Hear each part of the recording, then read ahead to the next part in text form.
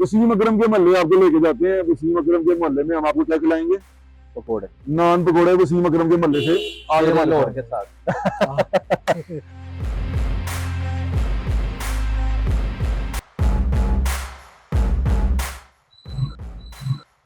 ਲੱਤ ਕਰਾ ਦੇਣੀ ਸੀ ਉਹਨੇ ਆਂਟੀ ਨੇ ਮੈਨੂੰ। ਅੱਜ ਤੁਹਾਨੂੰ ਮੱਛੀ ਖਵਾਵਾਂਗੇ ਤੇ ਪਕੌੜੇ ਖਵਾਵਾਂਗੇ ਆਪਣੇ ਪੱਲਾ ਪੱਲਾ ਖਵਾਓਗੇ? ਪੱਲੇ ਖਵਾਵਾਂਗੇ ਇਨਸ਼ਾਅੱਲਾ। ਮੈਨੂੰ ਦੱਸੋ ਪੱਲੇ ਕਿਉਂ ਖਵਾਉਂਦੇ ਤੁਸੀਂ ਸਾਨੂੰ? ਪੱਲੇ ਤੁਹਾਨੂੰ ਜਵਾਨ ਰੱਖੀਦਾ, ਮੱਛੀ ਦੇ ਤੇਲ ਦੀ ਗੋਲੀ ਬੜੀ ਕਾਮਯਾਬ ਚੀਜ਼ ਹੈ।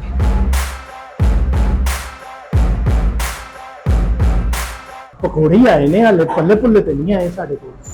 पल्ले भी आ रहे हैं, आलू वाली टिक्की, बैंगन। ਹਾਏ ਹਾਏ ਹਾਏ ਹਾਏ, ਕਿਸ ਨਫਾਸਤ ਨਾਲ ਤੁਸੀਂ ਹਮ ਤੋੜੇ ਆ। हाँ, भरी हुई मिर्च, ਹਾਏ मसाले से भरी हुई।